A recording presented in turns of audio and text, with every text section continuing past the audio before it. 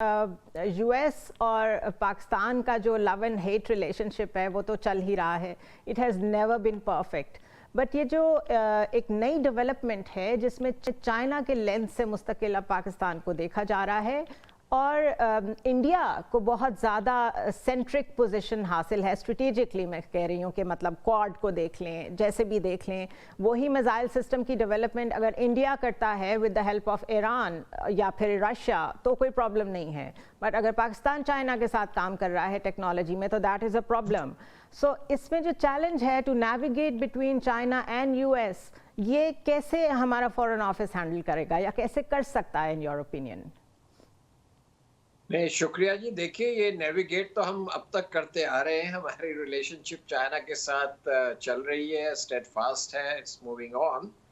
लेकिन ये जो लेटेस्ट डिसीजन है सैंक्शंस का पाकिस्तानी एंटिटीज के ऊपर, ये इससे पहले भी अमेरिका इसी किस्म की पाबंदियां लगाता रहा है, लेकिन इस दफा इन्होंने जो क्लेम किया है वो इतना एब्सर्ड है. It is absurd. इतना, जी हाँ, इट इज सो एब्सर्ड, यानी कि एक रिस्पॉन्सिबल ऑफिशियल ने, जो कि डिप्टी नेशनल सिक्योरिटी एडवाइजर है अमेरिका के, उन्होंने ये कहा एक थिंक टैंक फोरम के ऊपर कि जो पाकिस्तान कैपेबिलिटी हासिल कर रहा है ये अमेरिका तक भी पहुंच सकती है. इससे ज्यादा और गलत बात, लग बात हो ही नहीं सकती. दूसरी बात ये है कि इट इज क्वाइट ऑब्वियस कि ये जो स्टेटमेंट आया है on the eve of new administration which will take over 20th जनवरी को, ये उसके लिए ग्राउंड तैयार किया जा रहा है पाकिस्तान के खिलाफ. और ये डेफिनेटली इंडियन शेप पे ये हुआ है, क्योंकि वहाँ पर इंडिया का जो है स्टेट डिपार्टमेंट में और उनके मुख्तदर हलकों में इंडिया का असर रसूख खासा है. तो उन्होंने ये सोचा कि वैसे तो अब बाइडेन एडमिनिस्ट्रेशन जा रही है और ट्रंप एडमिनिस्ट्रेशन आएगी. ट्रंप एडमिनिस्ट्रेशन के पहले ही इंडिया से बड़े अच्छे ताल्लुकात रहे हैं, मोदी साहब के भी बड़े अच्छे ताल्लुकात रहे हैं. तो अभी से पाकिस्तान के ऊपर प्रेशर आने के लिए ये एक शोशा छोड़ा जाए. ये देखिए, ये इतना आउटलैंडिश किस्म का क्लेम है. इसको हमारे फॉरेन ऑफिस ने बड़ा इफेक्टिवली इसका जवाब दिया है. तो कहने का मतलब है, मेरा तो ये एनालिसिस है कि ये बिल्कुल इंडियन इंस्पायर्ड है और इसके जमीन तैयार की जा रही है कि जब ट्रंप एडमिनिस्ट्रेशन आए तो right from the very beginning ही वो पाकिस्तान के जो इंटरेस्ट हैं उसको अंडरमाइन किया जाए, उनके कानों में जहर घोला जाए और जितनी भी यानी कि जो चीज़ भी हो सकती है पाकिस्तान की मडस्लिंगिंग वो की जाए. ट्रंप एडमिनिस्ट्रेशन के पास सिर्फ एक टेन्योर होगा, सिर्फ एक ही टर्म है उनके पास, और उसमें जो उनके एम्बिशंस हैं वो किसी हद तक नज़र आ रहे हैं. The kind of people he is selecting for his team, वो सारे बहुत इंडिया सेंट्रिक हैं अगेन, और उसमें बहुत हॉकिश एलिमेंट हैं और वो सारे बहुत डबल डाउन करेंगे ऑन चाइना. हम पहले ही टेररिज्म की मद में सीपेक को उस तरह नहीं लेके चल पा रहे जिस तरह हमें लेके चलना चाहिए था, जिस स्पीड और स्केल पे चलना चाहिए था. ऑलरेडी चाइनीज़ नेशनल्स पे अटैक्स हो रहे हैं पाकिस्तान में. So there is a whole connectivity between this, कि उधर से सैंक्शंस आ रही हों और इधर से हमारे चाइना के लोगों के ऊपर अटैक हो रहे हों, तो पाकिस्तान तो स्टक है in between the two situations. तो क्या हम ऐसे ही चलेंगे जिस तरह अभी तक चल रहे हैं कि it is going to be even harder? देखिए, बात यह है कि प्रेशर तो है, बिल्कुल आप दुरुस्त फरमा रही हैं, और शायद प्रेशर जो है ये बढ़ भी सकता है. लेकिन इसका ये मतलब तो नहीं है कि हम अपने कोर नेशनल इंटरेस्ट को अबांडन कर दें. True.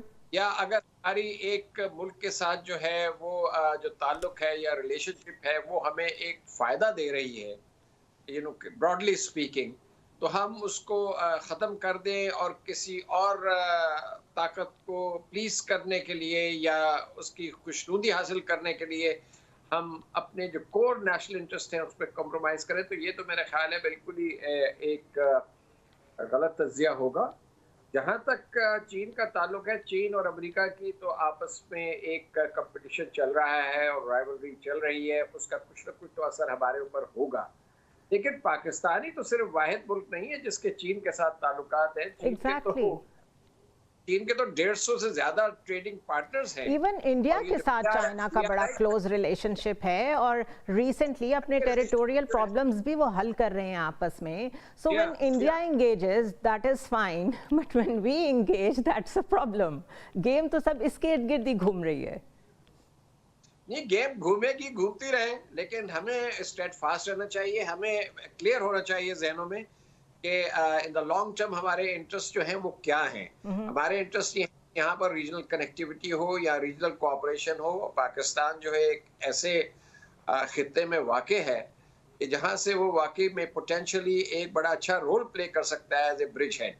तो उसकी कोशिशें हो रही हैं, क्योंकि आपने कहा कि सीपैक उस तरीके से नहीं चला या नहीं चल पा रहा जितना चलना चाहिए था। जाहिर बात है कि इसको सबोटाज और डिरेल करने की कोशिश हो रही है। ये जो सबवर्शन हो रही है, टेररिज्म हो रही है पाकिस्तान में, जो रिसर्जेंस आई है, वो इसी मकसद के लिए है कि किसी तरीके से चाइना के साथ ताल्लुकात जो है उसमें रखना लाया जाए और सीपैक को भी डिरेल किया जाए।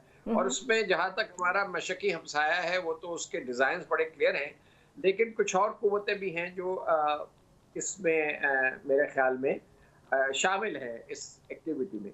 तो ये गेम जो है, हम तो नहीं कह सकते कि ये गेम रुकेगी या और बढ़ेगी या ख़त्म हो जाएगी, लेकिन हमें इस गेम के लिए तैयार रहना चाहिए। और जहाँ तक अमेरिका के साथ ताल्लुकात का सवाल है, हम एक छोटा मुल्क है, अमेरिका सुपर पावर है। अमेरिका के साथ भी हम ताल्लुकात बेहतर से बेहतर बनाना चाहते हैं। चीन के साथ हमारे देरीना ताल्लुकात हैं। तो ये प्रिंसिपल ऑफ बायलैटरलिज्म है जिस पे हम चलेंगे, और दोनों के साथ ताल्लुकात जो हैं उनकी अपनी नौइयत है, उनकी अपनी ट्रेजेक्ट्री है, उनकी हिस्ट्री है, और इन तमाम अनासिर को सामने रखते हुए, तमाम कंपोनेंट्स को सामने रखते हुए हमें ये अपनी पॉलिसी जो है इसको आगे लेकर चलना होगा। हमारे चीन के साथ स्ट्रेटेजिक ताल्लुकात हैं और हमें इससे बड़ा फ़ायदा हुआ है, फ़ायदा हो रहा है, और मेरा नहीं ख्याल कि किसी के, और उसमें नेशनल कंसेंसस है जहाँ तक चाइना के साथ ताल्लुकात। बहुत शुक्रिया ambassador Masood. Thank you so much for your precious time.